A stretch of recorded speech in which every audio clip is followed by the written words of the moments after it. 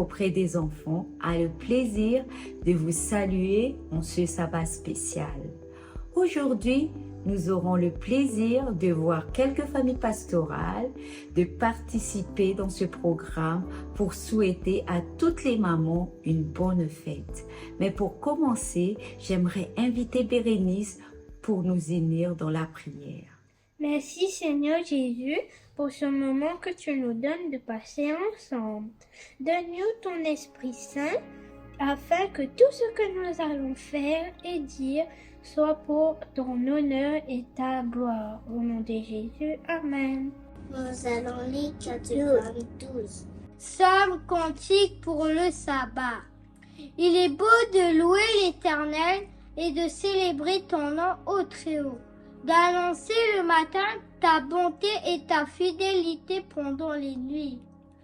Sur l'instrument à 10 cordes, sur le luth au son de la harpe. Tu me réjouis par tes œuvres, ô Éternel, et je chante avec allégresse l'ouvrage de tes mains. Que tes œuvres sont grandes, ô Éternel, que tes pensées sont profondes. L'homme stupide n'y connaît rien, et l'insensé n'y prend point garde.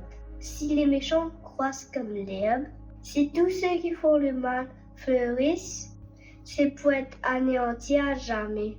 Les justes croissent comme un palmier, ils s'élèvent comme le cèdre du Liban. Plantés dans la maison de l'Éternel, ils prospèrent dans les parvis de notre Dieu. Ils portent encore des fruits dans la vieillesse. Ils sont pleins de sève et verdoyants, pour faire connaître que l'Éternel est juste.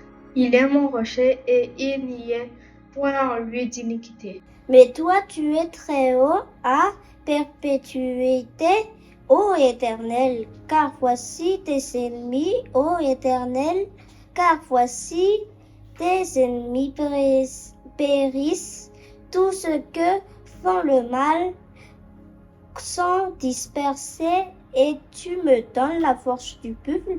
Je suis arrosé avec une huile fraîche, mon œil se plaît à contempler mes ennemis et mon oreille à entendre mes méchants adversaires. Amen. Merci les enfants pour le psaume 92 qui est le psaume du sabbat.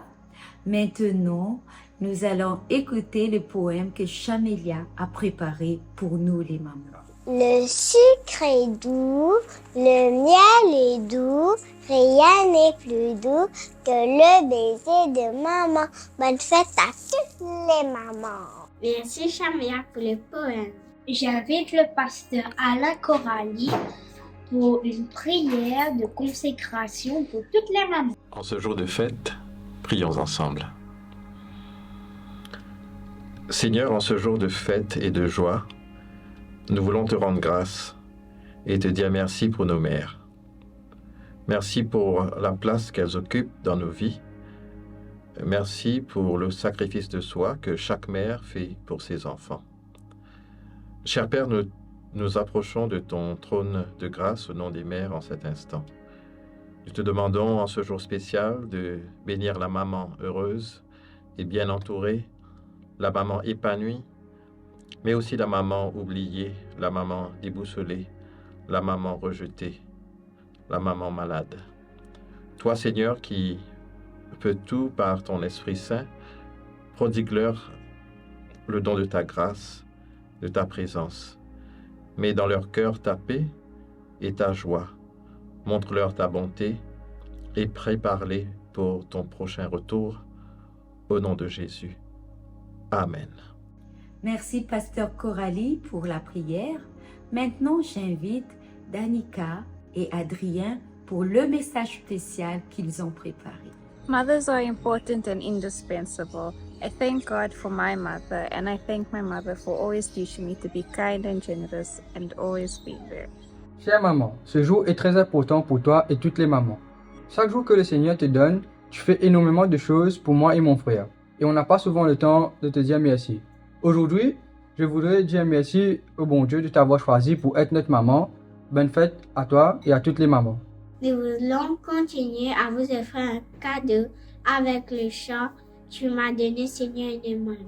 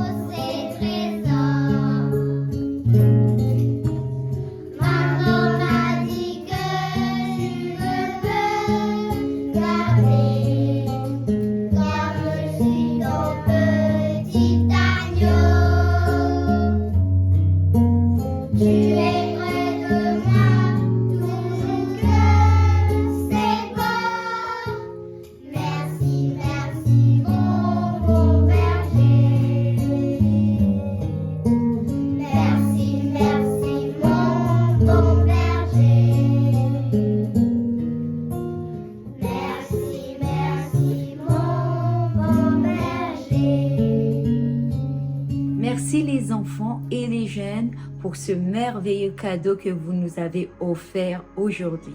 Écoutons la lecture qui sera faite par Lacey dans Proverbe 1er, versets 8 et 9. Écoute mon fils l'instruction de ton père et ne rejette pas l'enseignement de ta mère, car c'est une couronne de grâce pour ta tête et une parure pour ton cou.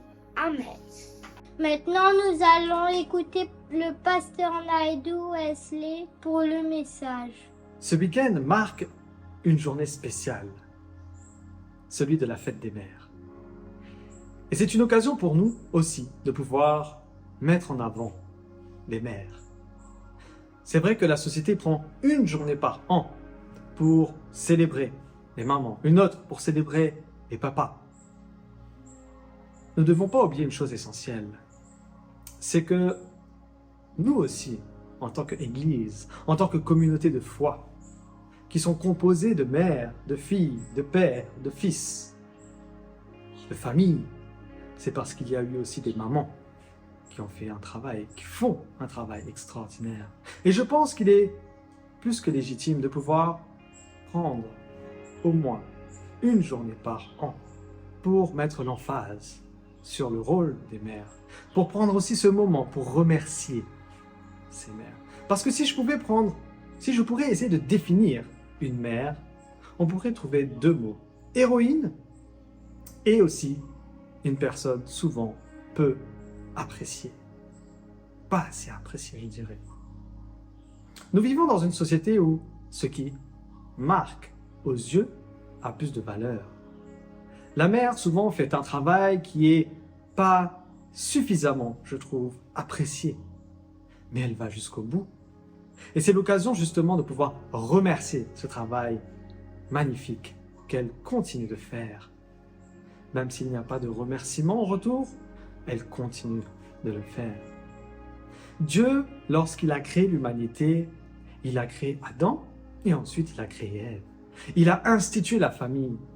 Et quand Salomon, dans son premier chapitre au livre des Proverbes, prend ce moment pour dire « Écoute mon fils l'instruction de ton père et ne rejette pas les enseignements de ta mère », s'il prend ce moment, lui qui est reconnu comme un des hommes les plus sages de son temps, pour nous rappeler cela, c'est que ça vaut la peine d'être pris en compte. Si Dieu a mis dans les 10 commandements « Honore ton père et ta mère », c'est que la famille a un rôle important. Parce qu'il ne faut pas oublier que la famille est le plan de Dieu. La famille est l'environnement dans lequel Dieu a voulu nous aider, chacun d'entre nous, lorsque nous venons au monde, à nous développer sur le plan physique, émotionnel, spirituel aussi. La famille est une école dans laquelle nous pouvons grandir, nous pouvons nous développer, nous apprenons à vivre. Quand Dieu a donné à Ève et Adam peupler la terre, multiplier-la, il ne l'a pas dit juste pour remplir la terre, tout simplement, de toutes petites sortes d'hommes, de femmes qui vont peupler cette terre, non. Il a mis en place cet environnement familial parce qu'il voulait que ces hommes, ces femmes qui vont peupler la terre soient instruits, soient éduqués correctement. Et la famille tient ce rôle. Et c'est pour ça que Proverbe nous rappelle cela. La famille est l'école de Dieu pour apprendre à vivre dans le monde, pour apprendre aussi à respecter et à craindre le nom de Dieu. C'est le but de la famille. Et quand nous regardons au verset 8, il nous dit bien, il parle du père dans un premier temps, mais ensuite il parle aussi de la mère. Il ne dit pas, père, instruisez vos enfants et mère, occupez-vous des couches, prenez soin des enfants. Il ne dit pas, parents, ramenez l'argent, allez travailler et vous n'avez pas ce rôle d'être enseignant, d'instruire l'enfant. Il ne dit pas non plus, mère, allez travailler et donnez ce rôle-là à quelqu'un d'autre pour l'enseignement. Il dit que les pères, comme les mères, partagent cette responsabilité d'éduquer l'enfant. En 1994, une personne s'est amusée, entre guillemets, à détailler tous les rôles que tient la mère dans la maison. Par exemple, une mère est souvent comprise comme une amie, comme une confidente, comme une conseillère personnelle, comme une amante, comme celle qui va pacifier, comme celle qui va décorer l'intérieur de la maison, celle qui va prendre soin de la maison, celle qui va aussi être peut-être le barbier, être la couturière, elle va planifier les rendez-vous pour tout le monde, pour le médecin, etc. C'est elle aussi qui va des fois gérer l'aspect financier à la maison. C'est elle qui va aussi avoir ce rôle de psychiatre, de psychologue, de conseillère, d'infirmière, de pouvoir aussi aider dans les relations avec les uns et les autres, de nutritionniste, de diététicienne. Et dans cette étude réalisée, il s'avère que plus de 75 000 $ par an seraient nécessaires pour payer quelqu'un pour remplir toutes ces tâches. Si je convertis 75 000 $, ça ferait à peu près 3,4 millions de roupies. 3,4 millions de roupies. C'est une somme colossale par an. La maman, dans le foyer, a un rôle très important. Elle fait énormément de choses. Et malheureusement, parfois, on oublie. On oublie et on néglige son rôle en tant que mère. Paul, quand il va parler à Timothée dans sa deuxième lettre qu'il lui adresse au chapitre 1, le verset 5, il va rappeler à Timothée une chose très intéressante et très importante, que la foi, finalement, que Timothée a, elle est là parce que sa grand-mère a transmis cela à sa maman. Et sa maman a ensuite transmis cela à Timothée.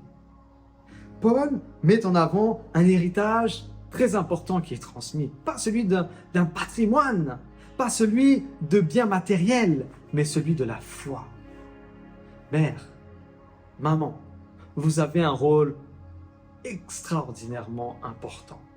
Vous avez un rôle capital dans le salut de vos enfants, celui de transmettre cette foi. Quand Salomon dit « écoute les instructions de ton maman, ne rejette pas les instructions, les enseignements de ta maman », il est en train de dire, c'est vrai que nous devons veiller. Tant que nous sommes à la maison, peut-être il est plus facile de moins se rebeller, de respecter les règles, d'écouter, d'obéir. Mais quand on s'éloigne du foyer, des fois on a tendance à oublier, à abandonner, à rejeter les enseignements reçus. Et c'est là un vif conseil que Salomon est en train de donner à chacun d'entre nous.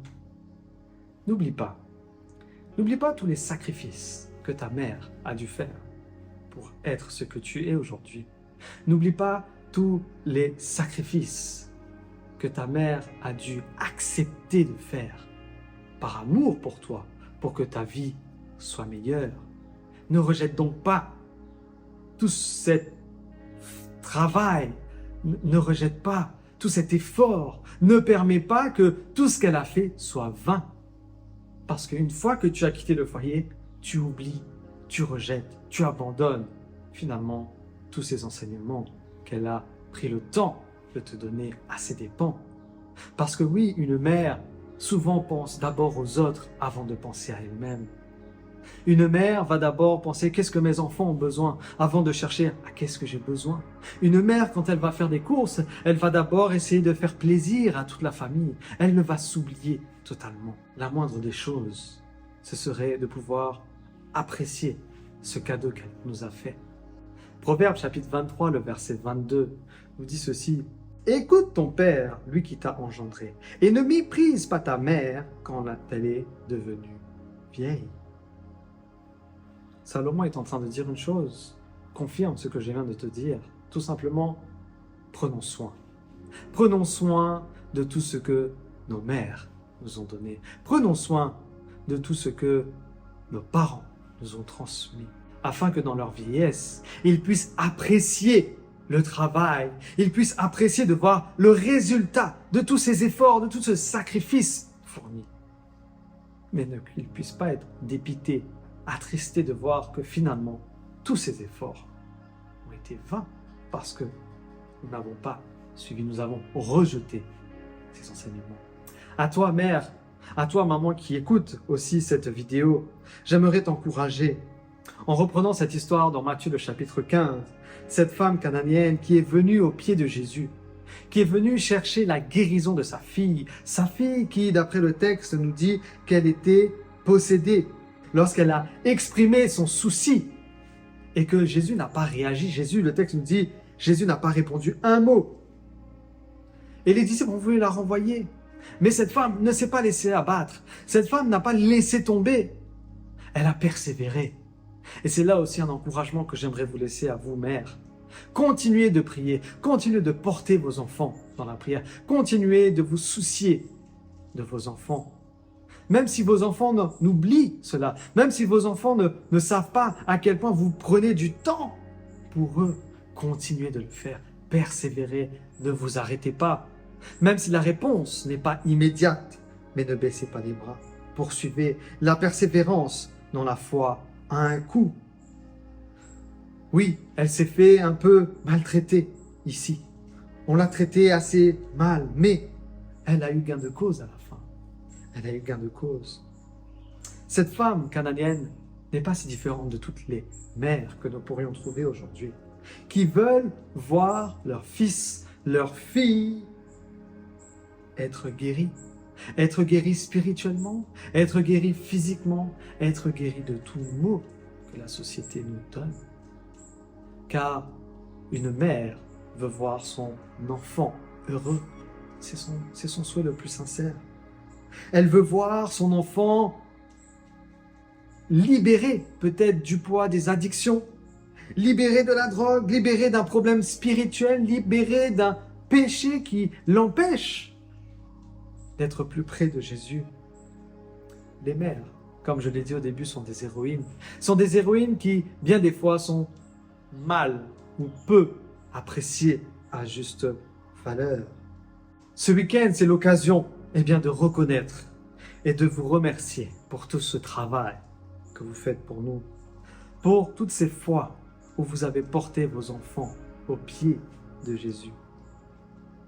Vous avez sacrifié votre sommeil, vous avez sacrifié votre vie, une partie de votre vie, une partie des fois aussi de votre énergie. Ne vous découragez pas. Ne vous découragez pas même si vous n'avez pas une réponse à votre prière tout de suite. Mais persévérez, persévérez, persévérez. Merci à vous, chère mère. Merci à toutes ces héroïnes qui se battent dans l'ombre pour le bien de chacun d'entre nous, enfants que nous sommes. Merci à vous, mère, d'avoir insisté, d'avoir persévéré pour que nous soyons meilleurs sur tous les plans, que ce soit physique, spirituellement ou sur le plan aussi émotionnel. Merci pour cette foi que vous prenez le temps de partager avec chacun d'entre nous. Merci pour ce temps que vous prenez à enseigner, à transmettre cette foi à vos enfants. Poursuivez vos efforts. Que nous puissions, nous, en tant qu'enfants, profiter de ce week-end, profiter alors que le monde célèbre les mères, de nous tourner vers nos parents, de nos mères, et de leur dire un grand merci. Vous connaissez sûrement ce dicton qui dit « Derrière chaque grand homme se cache une femme ». Eh bien, cette femme, c'est votre mère. Derrière chacun des enfants, derrière la réussite de chacun d'entre nous, notre mère a eu un rôle important. Apprécions et remercions. Que Dieu vous bénisse, chère mère. Que Dieu nous bénisse, chers enfants, à continuer à honorer nos parents comme Dieu nous le demande. Amen. Nous allons terminer notre programme par la prière du pasteur Rajiv. Prions. Papa qui est dans le ciel, nous te remercions pour ce programme que tu nous as permis d'avoir.